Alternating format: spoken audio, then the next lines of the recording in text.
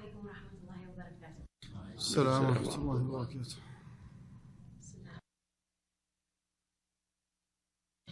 وعلى آله وصحبه ومن والاه. رب اشرح لي صدري ويسر لي أمري واحلل عقدة من لساني. Welcome you to the Iman Fund Investing and Financing in Islam. In accordance to Sharia session. This session, inshallah, our speakers will be focusing on financing through Islamic principles. My name actually happens to be Iman Fund. And inshallah, I will be the moderator for this session. I begin by introducing Allied Asset Advisors, an SEC registered financial consulting firm. AAA is a subsidiary of North American Islamic Trust. Offered Iman Fund for the last 20 years, as well as other investing and financial planning solutions to Muslims looking to manage their wealth and to help nurture their future, present and build their future using innovative strategies while adhering to Islamic law. Iman Fund is an SEC registered mutual fund that offers a unique range of investment products and services that are compliant with Islamic principles and values, offering an exciting opportunity to align your financial goals with Islamic values. The Iman Fund pursues growth of capital while abiding by Islamic precepts. Our Sharia-conscious investment advisor uses a screening process to weed businesses that are engaged in the production of entertainment, financial services, defense, or products related to alcohol, tobacco, or pork. Have the unique opportunity to advance their plans such as retirement, children's college tuition, and even the obligation of Hajj.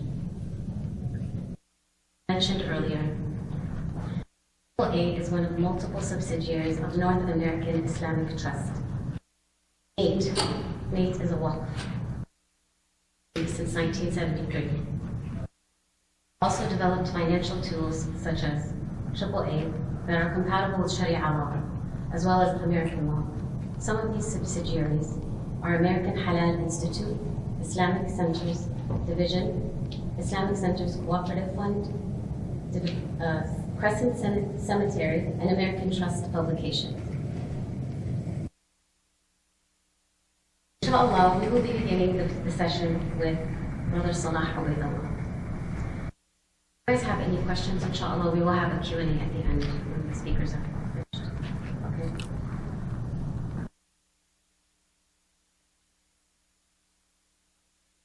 Brother Salah is the president and treasurer and the AML officer of AAA and Iman Fund. Salah has been directly associated with the Muslim community for the past 20 years. He has more than 25 years of experience managing large-scale corporate companies as well as Islamic centers, mosques, and schools. He established the Islamic Center of Passaic County, also served as the president for 10 years. He also managed the Islamic Education Foundation in New Jersey and helped establish 3 schools. Brother Ubaidullah holds an MBA and a bachelor's degree from Farley Dickinson University. He is currently serving as the president of Allied Asset Advisors and has strong understanding of business and finance combined with extensive knowledge of Islam, Quran, and Hadith, which makes him a distinct asset for the Muslim community and for the Islamic finance industry at large.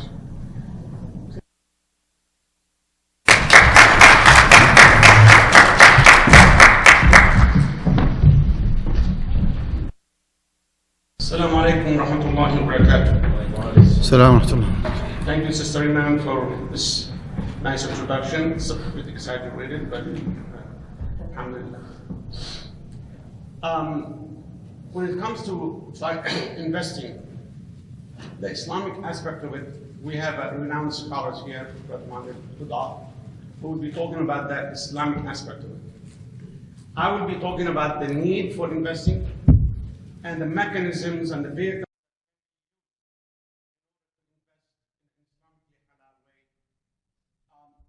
exploiting the tax laws in the US and exploiting the financial system.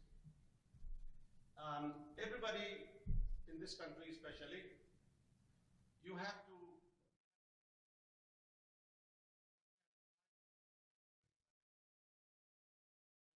a decent school costs a lot of money. And I'll be talking about some of the numbers later on. When you retire, whatever you get in terms of retirement, unless you have a pension, unless you have 401k, it's going to be very difficult for you to retire. And I find many, many Muslims who will be working beyond age 65 in order to just have ends meet. So unless you begin to plan ahead when you are young, it becomes a very difficult thing for you to accomplish your goals on a financial level.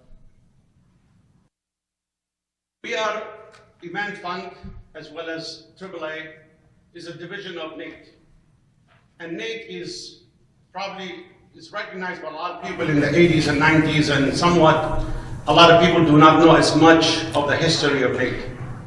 But we were the catalyst for getting the financial options, Sharia-compliant options for Islamic centers as well as individuals. We were actually the first to introduce a Money Mutual Fund, which is no longer with us, it's now with Sultana Capital, which began the competition that now allows for maybe 10 to 11, I think, or 12 mutual funds that comply with Sharia that are available for the Muslim to be able to invest. So this is something that should be appreciated by, or anybody who's associated, who understands what NATE is. We also, in the 80s, when we did not have Islamic books, NATE began to translate over 100 books from Arabic into English, to have it for the Muslim audience. We also knew that we needed also more of books tailor-made for the American Muslims. So we established ATP and we authored over 100 books that are also some of them are still available at Amazon. But once that need was filled, we walked away from it, because with that, the purpose of NATE was always to facilitate at least the beginning and the launching of Islamic products. So we have done a lot of things in that regard. The things that most people would have to save for is either retirement, college education, or savings. Now, if you think that somehow people save money as much as they need to, all indications and all statistics indicate that that is not the case. 42% of the population hardly ever save any money for retirement. 29% between the ages of 35 and 54 do not have any savings. When you come to seniors, which is really the time that you really need it the most, 28% of the population does not save any money. And that's a scary number.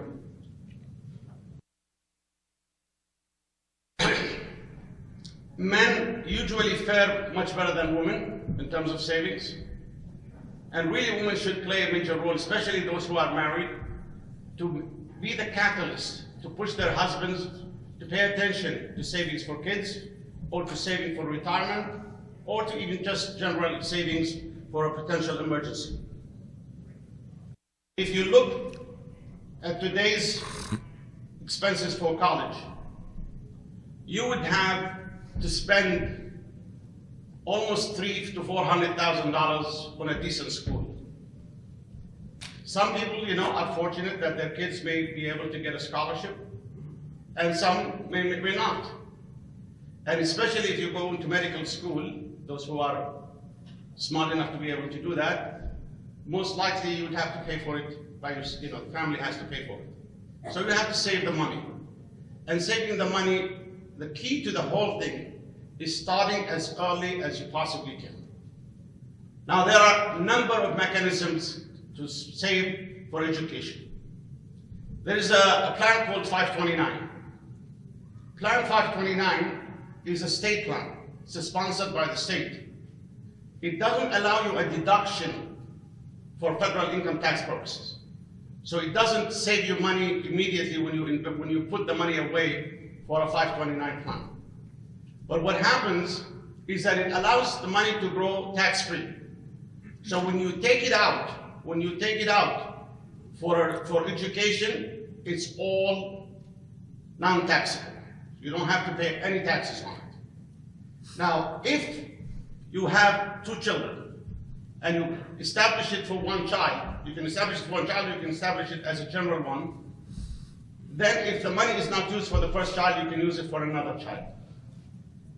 The last legislation, the 1.7 trillion omnibus act that just was passed by Congress, actually went further and allowed that if the money is not used, you can take up to $35,000 and transfer it into a Roth IRA.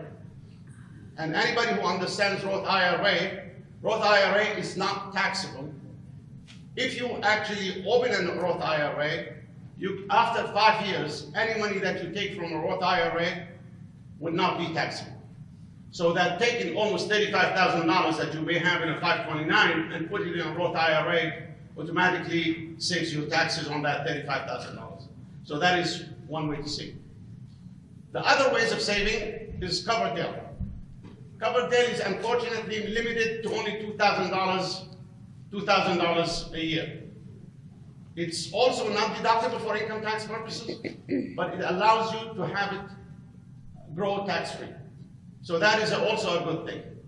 But the amount is small. So the 529 as an option is good. The only problem that we have with 529 is that they limit you to a number of funds, and they have yet to introduce Islamic funds or Sharia-compliant funds in a 529 plan. So that is the concern. And we, through advocacy, inshallah, we will continue to see if any state, such as Minnesota, because they are very receptive to Muslims, if we can, because it does go across state lines. Even though it's established in Minnesota, somebody in Chicago can actually have a 529 in Minnesota. So they go out of state. So you are allowed to do that. The other option that you do, and one thing that also you have to realize, is that start early. Whenever you're saving for education, you need to start early. The same amount of money, if you put it 10 years later, if you start putting the same exact amount, and say if you put $200 a week or $200 a month, and you started 10 years earlier, and the other person starts 10 years later, your money will more than double his money, even though this is the same amount was put in. So the key to the whole process, the key to the smart way of doing it, is always starting early. So whenever you get married, just think about that child, name him whatever fictitious name that you want, and begin the process. The sooner you actually start, the sooner that you will accumulate the kind of wealth or the kind of money that you need for education. When it comes to retirement, you have 401k. Many Muslims, unfortunately, when they're working for an American company, some of them, they do not offer Sharia-compliant funds. And what happens is shy away from it. And that is a mistake. I have a niece that works for Samsung, and for the first 2 years she didn't participate in the 401k, and with her income she could have plowed at least $30,000, $40,000 into it. Yet she basically did not do it. So when she spoke to me, I said, why don't you go to the HR and ask them if they can give you a brokerage account within that 401k. And believe it or not, they accommodated her. And now she invests in the Sharia-compliant funds, and she is able to take advantage of the tax benefits, and at the same time of the growth of the stocks.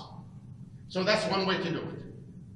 So you can actually plow up to $60-some thousand if you have a 401k. So it's a lot of money that can be put away in a plan. A lot of small businesses, they also do not somehow invest or plan on having a pension or a 401k, and that is a mistake. A SEP plan would allow you to put up to 25% of your income into some kind of a retirement account, a SEP account, up to the amount of almost $60,000+ that you are able to put away every year. So people should take advantage of that.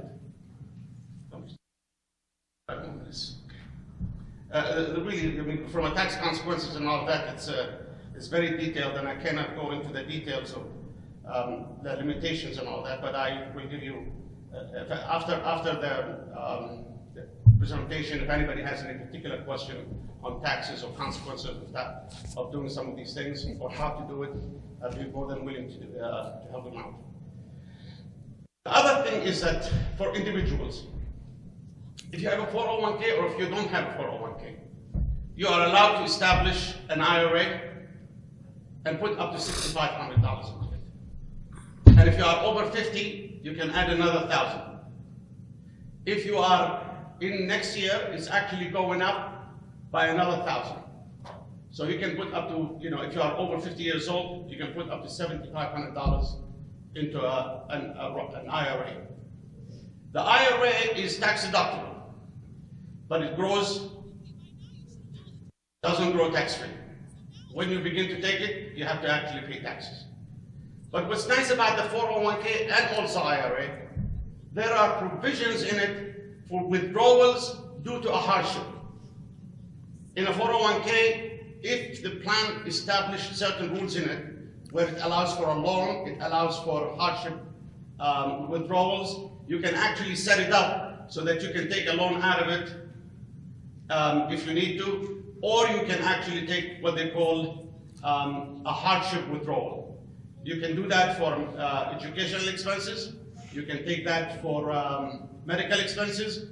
You can even take it for a purchase or a first time, somebody who owns a home for the first time. So what does that do? It doesn't waive the taxes.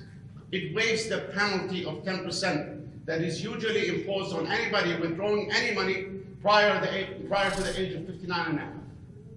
So that's, yesterday somebody came to me and she wanted to know about the IRAs and what she can do. Her husband is an imam and he gets a 1099. So there is a special rules about religious figures, but it's a complicated thing and I don't think that you guys would be interested in it. But when you calculate, when I calculated the numbers for her, she doesn't have any taxable liability. So it doesn't make sense for her to establish an IRA.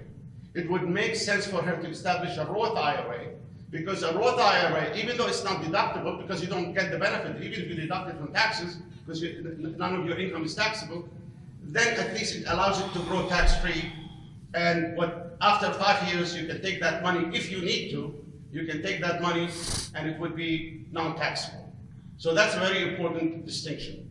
So and by the way, whether your spouse is working or is not working, you can also establish an IRA, a Roth IRA, or a regular IRA for your spouse, even if she does not work. And it's subject to the same amount and it's subject to the same conditions. Those are the kind of things that should be done by every single individual. You take advantage of the tax law and you also allow yourself to save for something that you will definitely need, whether it's an educational expense, whether it's at the time of retirement, whether there are numerous issues pertaining to savings. Inshallah, when it comes to questions and answers, we'll be able to answer them. My time is up. I thank you very much. Jazakumullah khair.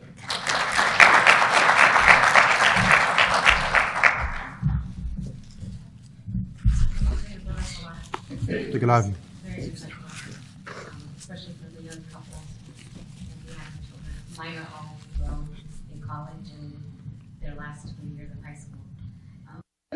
Our next speaker, mashallah, is Dr. Na'im Al-Qadha, lecturer in Islamic studies. He has served and educated hundreds of Muslims and has served as an imam for several masajid in the United States. He is also a certified hafiz with an ijazah to teach Quran. In 2005, Dr. Na'im attained his PhD in Islamic Studies with a concentration in Islamic finance from American Open University in Virginia. He also received his Master of Arts in Islamic Economics from Al-Yarmouk University in Jordan, as well as his Bachelor of Arts in Economics from Al-Azhar University in Cairo. Dr. Ma'ad is currently the CEO and co-founder of Guidance College, also known as Al-Huda University in Texas. He was director and co-founder of Houston Academy, an adjunct professor at Michigan University in Texas. He was a visiting research scholar at the Islamic Dawah Center. He was also a resident scholar at the MAS-ICNA Center in Texas, and was an adjunct professional in the American Open University and Islamic American University, and a teacher of Islamic Studies in Dar al-Ulum. Inshallah, tabarakallah. Dr. Ma'ad.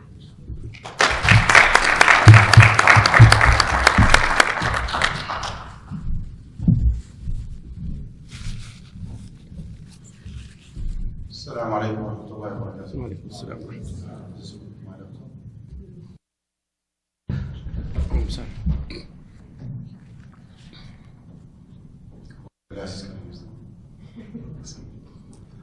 الحمد لله رب العالمين، اللهم صل وسلم وبارك على محمد وعلى آله وصحبه أجمعين. أما بعد. It's a long topic. A few tips to share with you. First one is that being together here, discussing different investment opportunities is not something that's a luxury or cosmetic issue or unnecessary. Well, believe it or not, it is a part of your deen. This is a kind of devotion to Allah subhanahu wa ta'ala to make sure that you are financially stable during your lifetime and after a long time after your death. You devote yourself to Allah subhanahu wa ta'ala by being financially stable. This is the statement of the Prophet ﷺ himself when he advised one of the Sahaba by saying, إِنَّكَ أَن تَذَرَ وَرَثَتَكَ أَغْنِيَاءَ خَيْرٌ مِنْ أَن تَذَرَهُمْ عَالَةً يَتَكَفَّفُونَ النَّاسِ. Leaving your legal heirs, your family members financially stable is way better than leaving them needy, begging people. The second thing, in this society here, whether we like it or not, more than 70 to 80% of our investment is related some way, somehow, with the stock market. It is affiliated with the stock market. We're talking about individual retirement accounts with this accounts, IRA, Roth IRA, simple investment account, brokerage account, 529 for the education of your kids, ACMA account for your minors, whatever the category might be. We're talking about employer retirement accounts such as 401k if you work for corporate America, or 403b if you work for non-for-profit organizations, or for education institutes, or maybe pension plan. At the end of the day, those investments are related to, affiliated with the stock market. So we have no choice but to educate ourselves more on the Islamic rules and responsibilities when it comes to investing in the stock market. The third point is that if you are looking for 100% pure halal investment or Sharia compliant one, you are wasting your time. There is no financial instrument that is walking on the surface of the earth nowadays that's 100% Sharia compliant. It is not. It is not the case. Even if it is like a stock where the core business of that company is a halal one, there is nothing called 100% Sharia compliant. The good news here is that you do not have to wait until you find 100% Sharia compliant. You don't have to. What you need to do as a practicing Muslim is to make sure that your investment in the stock market is as Sharia compliant as possible. This is not my statement, this is what Allah subhanahu wa ta'ala said in the Quran. فَاتَّقُوا اللَّهَ مَا اسْتَطَعْتُمْ. Be conscious to your Lord subhanahu wa ta'ala as much as you can. Prophet sallallahu alayhi wa sallam said, إِذَا أَمَرْتُكُمْ بِأَمْرٍ فَأْتُوا مِنْهُ مَا اسْتَطَعْتُمْ. When I command you to do something, do it as much as you can. So that's the good news, that we need to strive, educating ourselves, knowing the rules and the regulations and the restrictions, and then strive more and more to make sure that our investment in the stock market is as Sharia compliant as possible. Next point, what do you mean by Sharia compliant financial instrument in the stock market? You do have more than one option. There is something called stock, there is bond, derivatives, options, futures. Forget about every single item that I mentioned is not an option for you except for one option, which is the stocks. So you cannot invest in options. As I always say, options are not an option for you. Futures are not an option for you. Derivatives are not an option for you. Bonds are not an option for you. Keep it. I mean, this is something unnegotiable for us. I'm not saying that every single option in the stock market is 100% haram. No. I'm saying that this is not within your comfort zone as a practicing Muslim. You need to invest in something that you know what are you investing in, something that adds some value to the community at large, something that does not contradict with your principles and with your values.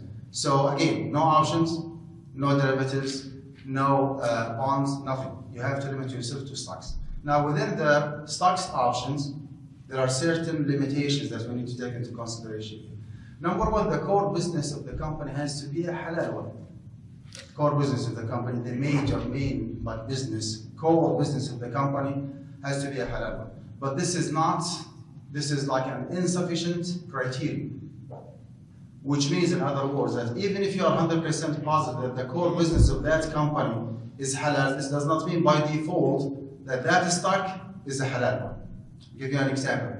Do you know that Apple does have a credit card business? Do you know that? Do you know that Apple has a TV channel? Do you know that? So most of those huge intercontinental companies, they do have a side business. How much money they make from that side business, we do not know. We need to investigate and find out. So back to our discussion. Number one, it has to be stock. And number two, it has to be belonging to a company where its core business is a halal one. And then number three, we have to make sure that the debt-asset ratio is to the minimum, which means in a very simple words that money actually is very cheap in this society. And the vast majority of companies in corporate America, they prefer to borrow money from banks and from financing companies. So they keep borrowing and borrowing and borrowing, so much so that sometimes you might end up having a stock where more than 30% of the stock actually is backed up by cash money and 70% assets. Well, if that is the case, you cannot trade in that stock because you are trading actually money for money. The amount of money or the percentage of money is too high. You see? So the debt-asset ratio has to be to the minimum. Okay? Even if you can go with 25 or 20%, that's way even more preferable. And then after that, what's called the interest-bearing investment has to be to the minimum. Again, most of those companies have a side business. If we are positive that 30% or more of their aside business is an interest-bearing, for example, opening saving accounts or CDs, right? Regardless of how much money they generate as an interest, I'm talking about the percentage of aside business. If it is 30% or more, then you have to stay away from that stuff. Number 4 or 5, which is the very last one, the interest-bearing percentage has to be a maximum of 5%.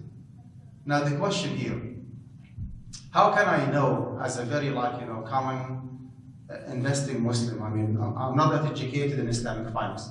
Well, that's a very good question. You need to run your portfolio or whatever fund that you want to invest in by someone who is specialized enough, certified enough, because those people actually do have a certain access to certain database where they can check and find out what kind of instruments that you are investing in, and they can give you a professional opinion that, listen, according to what you have provided for us, your portfolio has maybe 20% haram involved in it, right? And that 20% is coming from high debt asset ratio, coming from instruments that are not Sharia compliant to start with, for example, bonds, derivatives, futures, and so on and so forth. Maybe the interest bearing or the generated interest actually is more than 5%. Whatever the reason might be.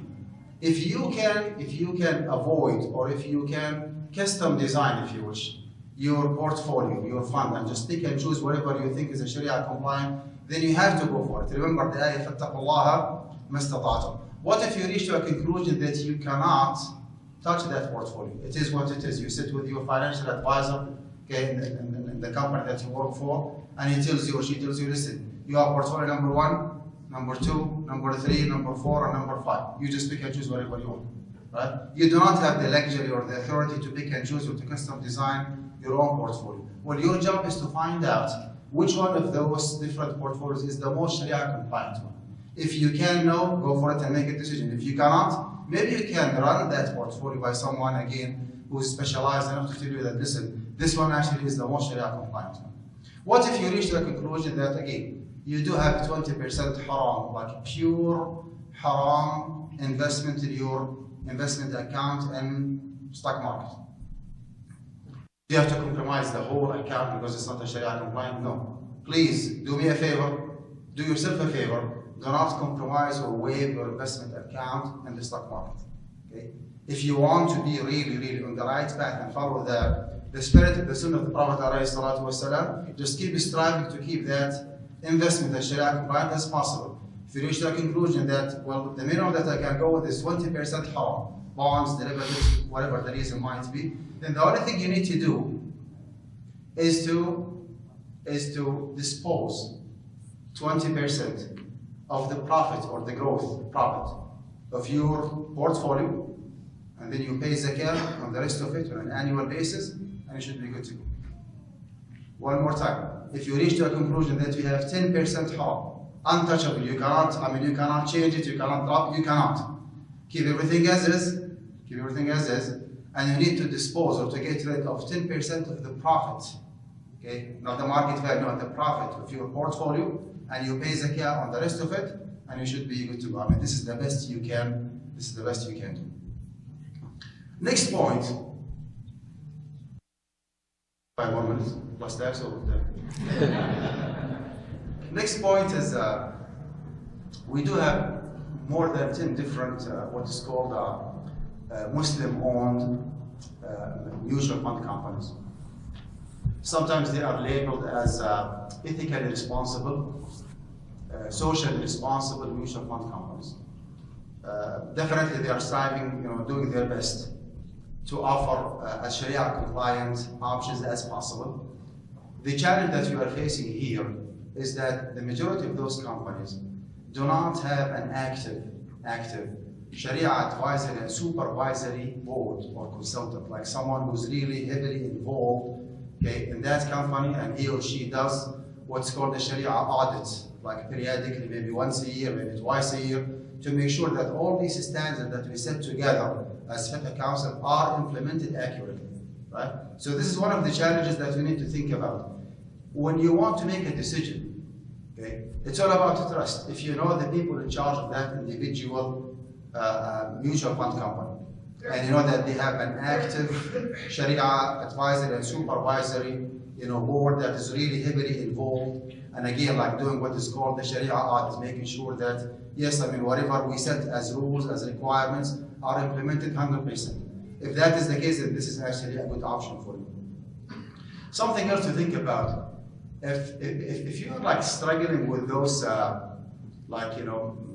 national big companies like Fidelity and Vanguard, why do not you just roll over, if there's an option for you?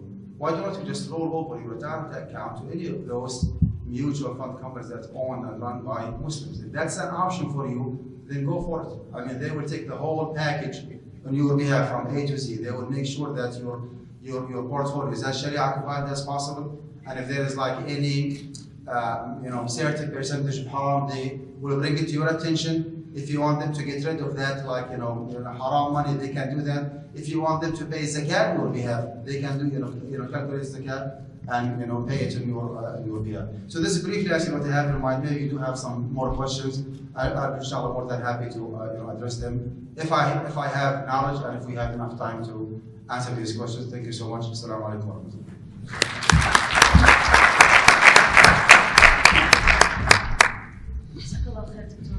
الله يبارك فيك.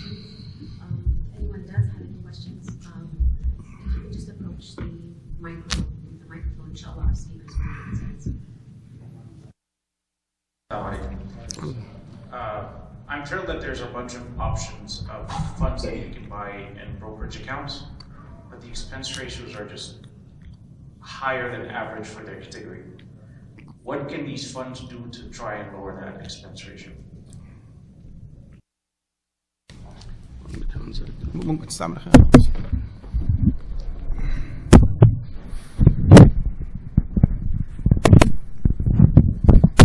Hello. Can you grab the mic?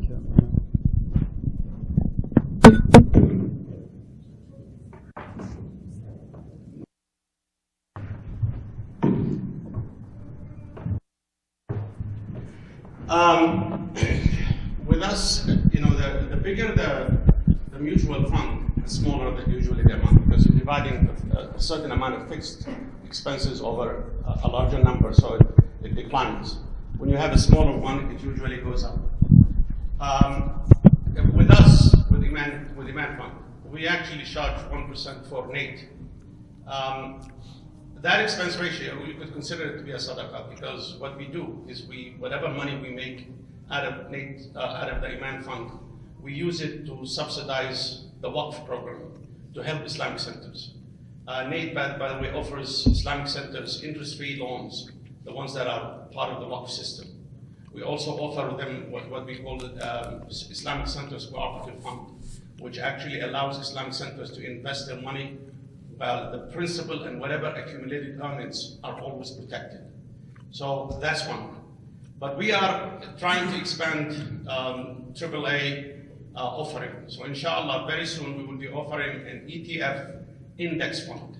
That would have a much lower amount in terms of the expense ratio, and it will also be able to buy and sell within the day. You don't have to wait till the end of the day in order to do that. We'll also be offering another dividends funds, inshallah, soon. Within 3 to 6 months, you should have those funds. But yeah, it's a concern for us. But as I said, for us, we actually use it to supplement our income for the Waqf program. Assalamu alaikum. 3 small questions, if possible. First question is for HR. When we go to the HR, they may not know what we're talking about. It's a startup or it's a company that doesn't know Islamic funds. How do we approach it, and what kind of, what specifically do we ask them? What kind of questions specifically should we ask them? Second one is the age. The more we age, the more we have to invest in more conservative accounts, which are more interest-bearing and maybe not had that. So how do we deal with that situation? And then, is retracting from 401k account an option? Because that's also a possibility. What's the last one? Retracting from 401k is also an option, so I could also, that's a possibility for me. You mean put money out? Yeah, take money out. Withdrawing money? Yeah. Yeah. Oh, well, the HR, to explain what a Sharia compliant funds should be easy. I mean, you can tell them those are the funds that we as Muslims can use, and we can give you a list of those funds. If they don't understand that, then you just say, can you give me a brokerage account within my IRA or 401k? So, and if they are able to do that, you solve the problem, because you can actually direct how the purchases are made. As far as withdrawing money from the 401k, yes, you can withdraw money, you can take a loan out and repay it, so that would not be a taxable event. But if you take money out, they do have, as I said, they have actually made the hardship withdrawal more liberal. Even with IRA now with the new legislation that just was passed a week ago, and you can actually take $1,000 a year out of your IRA if you need it, without you having to prove that you actually had a hardship. They accept your certification of hardship in writing. As long as you put it in writing that you had a hardship, the IRS is willing to accept it. So that's another way of doing it. The third one was about the age, and then investing in stocks is. Yeah, well, let me put it this way. As you get older, if anybody comes to me and he says, I want to invest in the stock market for a year or two, I tell him, excuse me, don't invest. Because the stock market has a tendency to fluctuate. But if you look at the past 100 years, you may have had 3 or 4 times in which you had consecutive years of a loss, of a decline in the stock market. So the stock market has a tendency to rebound. So when it rebounds, if you go over a 5 to 10 year period, then definitely the stock is a way to go, and you're going to make you 10% a year. But if you are now at the age of retirement, and now you have to be investing, and you could potentially need the money next year, you should never do that. You have to plan that certain money, certain liquidity available to you for the next 2 to 3 years without having to tap into your stocks portfolio. Unless the stock portfolio has done well and you want to get out. But you cannot take a chance on being at 65 and you have $100,000 and losing $25,000 in 1 year. Thank you.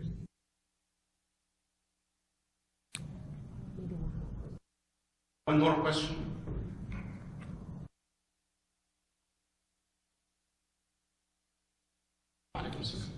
Please, I have a few questions. First one is, I think in the issues, good of you mentioned some company, Amazon.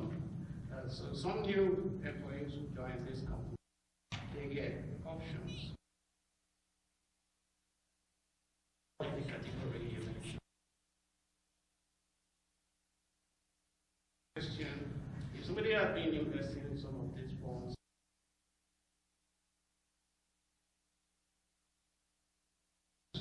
what do we do with the proceeds? That's for you, Chef. And the third question, you have mentioned when selecting stocks to watch out for 4 or 5 things. A recap of those items would be very The issue that we have with options here is that when you purchase an option, can you please tell me what are you buying? Is it like backed up? I mean, that piece of paper. Is it backed up by any commodity or merchandise or service or none of the above? None of the above. It's just an option. Option. The only thing that you can do is to sell that option to somebody else. And this is not like my personal. I mean, this is a well-established fatwa by different councils that al-khiyarat or options are not a Sharia-compliant financial instrument. Now, the second question, I'm sorry, the time is very limited. The second question was regarding, yes. Second question was? The first question, the company, they Oh, well, and then I sent them there is a huge difference between the theory and the practice, let's put it this way. And sometimes, I mean, we set rules, regulations, standards for the Sharia compliant one, but believe it or not, in the real life, like in the ground, a certain portfolio might be a Sharia compliant in the first 6 months of the year, and then it turns to be otherwise in the second half of the year. You see, because of the fluctuation of those standards that I just mentioned, like the debt asset ratio and the interest-bearing investment and the generated interest, and that's why I'll give you just a very quick example. I'm the Sharia consultant in one of those mutual fund companies. I meet with them 4 different times a year, and every single time, like every 3 months, they run by me a database of 12,000 different financial instruments in the USA. 12,000. From those 12,000, we go all the way down to 800, 1,000, maximum of 1,200 Sharia compliant financial instruments, and the rest of them are non-Sharia compliant. And we keep doing the same exercise every 3 months because the status of a certain portfolio or stock might be halal in the beginning of the year and might be otherwise in the second half of the year. You see? Jazakumullah khair. I know a lot of people have more questions. You guys can visit investAAA.com, our website. You can also call us, email us, and I know you guys have questions because I have like 100. So Jazakumullah khair for joining us.